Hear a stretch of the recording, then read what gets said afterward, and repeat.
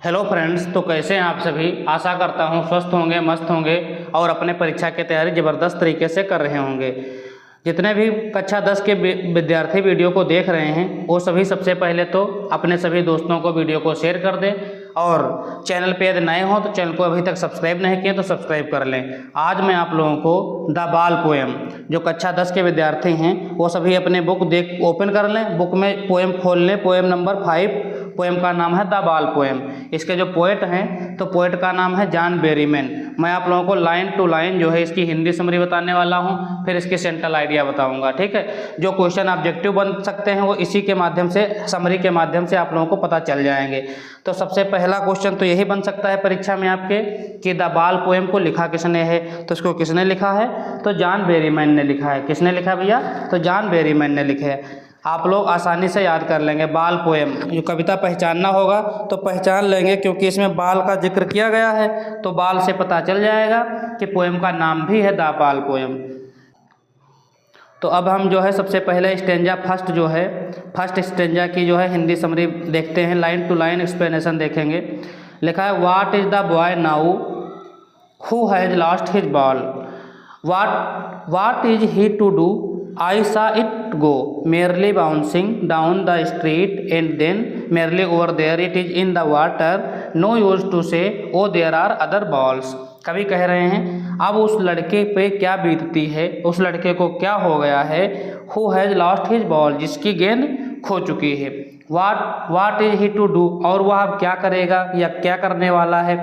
कवि कहता है, यानी कि जब पोएट जो हैं जॉन बेरीमैन कह रहे हैं कि उसने गेंद को खुशी खुशी से, मेरली मतलब खुशी खुशी प्रसन्नतापूर्वक उछलते हुए और स्ट्रीट यानी कि गली में जाते हुए देखा। बाद में खुशी से उछलती हुई वो कहाँ चली जाती है? बाद में चली जाती है वाटर में, पानी में। नो यूज टू से oh there are other balls, यह कहने से कोई फ़ायदा नहीं है कि अरे दूसरी गेंदें हैं, यानी कि दूसरी गेंद ले लो, दूसरी गेंद खरीद लो, तो इससे कोई फ़ायदा उसके पे नहीं है, कुछ नहीं पड़ेगा, क्योंकि वो उसी गेंद से उसको प्रेम है। ठीक है, किसे? उसी लड़के को। An ultimate shaking grief fixes the boy as he stands rigid, trembling, staring down all his young days into the harbor where his ball went. I would not intrude on him a dime, another ball is worthless। कवि इसमें बताना चाह रहे हैं कि एक परेशान कर देने वाला जो गहरा दुख है उस लड़के को जो है परेशान कर देता है, रिगिड कर देता है। ठीक है, वो कांपते हुए, कठोरता से कांपते हुए अपने बचपन के दिन जो है याद करता है, यंग डेज याद करता है, जहाँ पे उसकी जो गेंद है उस हार्बर यानी कि बंदरगाह जहाँ पे पानी भरा था वहाँ पे उसकी गेंद चली गई थी, तो उन दिनों को याद करता है। हिज बॉल वेंट, जहाँ पे वो गई थी। I would not intrude on him a dime, another ball is worthless. अब कभी फिर से बताते हैं कि जीवन में अवांछित प्रवेश नहीं करेगा, उसे 1 सेंट का सिक्का देना यानी कि कुछ पैसा देना, यानी कि ताकि दूसरी गेंद ले ले, तो ये सब उसके लिए वर्थलेस है, यानी कि बेकार है। नेक्स्ट स्टेंजा में देखिए। Now he senses first responsibility in a world of possessiveness, people will take balls will be lost always, little boy and no one buys a ball back, money is external। इसमें बताया गया है कि जो रुपया पैसा है वो एक्सटर्नल है, कह रहे भौतिक संसार है। लोग जो गेंद हैं बाई करते रहेंगे, खरीदते रहेंगे, और जो बच्चे हैं लिटिल बॉय, छोटे बच्चे, वो गेंद फेंकते रहेंगे, तो इससे व्यर्थ होगा।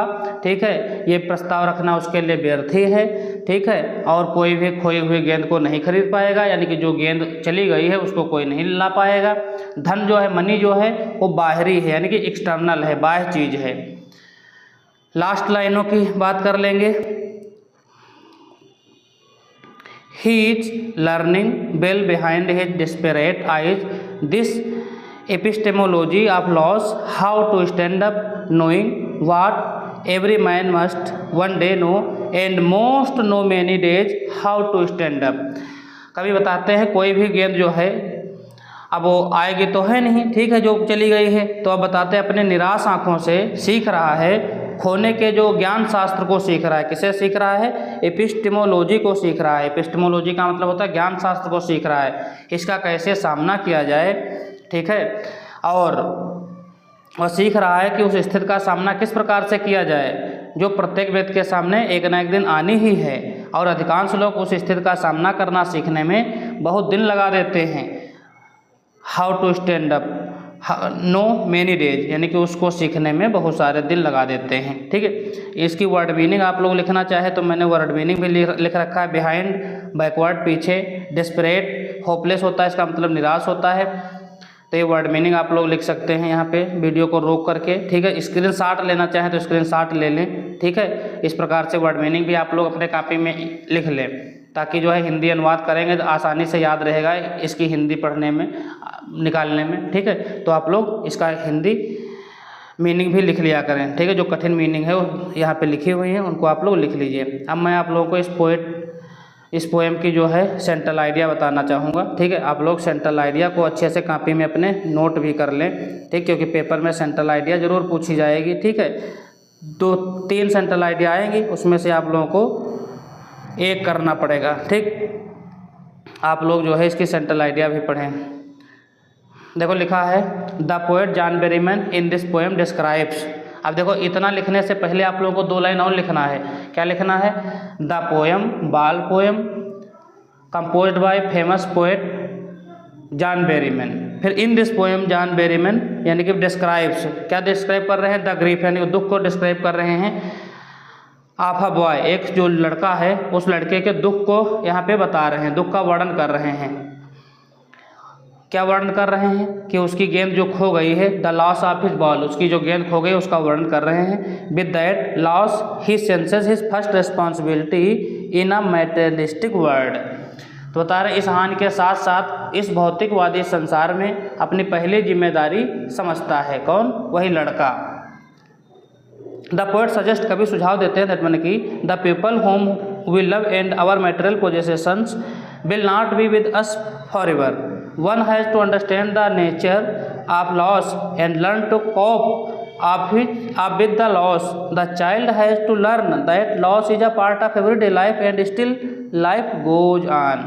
तो इसमें देखो बता रहे हैं, कभी सुझाव देते हैं कि जिन लोगों को हम प्रेम करते हैं, क्या करते हैं? The people whom we love, जिन्हें हम प्रेम करते हैं, and our material possessions will not be with us forever. तो हमारी जो भौतिक वस्तुएं हैं सदा के लिए हमारे साथ नहीं रहेंगी। अब इसमें कभी बहुत अच्छी चीज़ बताए हैं, जैसे कि माना कि ये एक लड़का है, ये एक इसकी गर्लफ्रेंड है। ठीक, इससे वो प्रेम करता है। ठीक है, अब ये ज़रूरी नहीं कि इस गर्लफ्रेंड से इसकी शादी हो ही जाए। ठीक है, तो जिससे प्रेम करता है संसार में, तो कोई ज़रूरी नहीं है सदा के लिए उसके साथ रहे। तो प्रत्येक व्यक्ति को क्षति की प्रकृति समझनी होगी एवं इससे हानि का सामना करना सीखना होगा। कभी इसमें बता रहे हैं कि हर एक जो है जो संसार है, संसार में जिसका भी जन्म हुआ है उसकी एक दिन मृत्यु होना निश्चित है। ठीक है, तो यहाँ पे जो है कभी बहुत अच्छी चीज़ें बता रहे हैं। तो यही कह रहे हैं the child has to learn, बच्चे को सीखना पड़ेगा कि लॉस जो है, हानि, is a part of everyday life, तो रोज़मर्रा के जीवन का एक हिस्सा है हानि। एवं स्टिल लाइफ गोज ऑन, जीवन फिर भी चलता रहेगा। तो इस प्रकार से इसमें कभी बहुत अच्छी चीज़ें बताए हैं। ठीक है, अब इसका स्क्रीनशॉट लेना चाहे तो स्क्रीनशॉट ले लें। ठीक है, सेंट्रल आइडिया का। और पोएम भी 4 लाइन की आप लोग याद कर लें, पोएम छोटी है। देखो तो इसमें जो अच्छे सिंपल वर्ड यूज हुए हैं, तो 4 लाइन का इसका पोएम भी आप लोग याद कर लें। ठीक है, ये स्क्रीनशॉट ले लें और इसको अच्छे से लिख लें। तो आज हमने आप लोगों को क्या बताया? द बाल पोएम की सेंट्रल आइडिया बताया और द बाल पोएम के जो लाइन बाय लाइन एक्सप्लेनेशन किया। ठीक है, हिंदी अनुवाद इसका हमने बताया। तो इसमें कभी जो है एक लड़के के बारे में बता रहे हैं जिसकी बाल जो है खो जाती है और उसको जो है अपने बचपन के दिनों को याद करता है। जब बाल खो जाती है वहाँ पे खड़ा होता है उस बंदरगाह पे, देखता है कि इसी में हमारी बाल चली गई थी।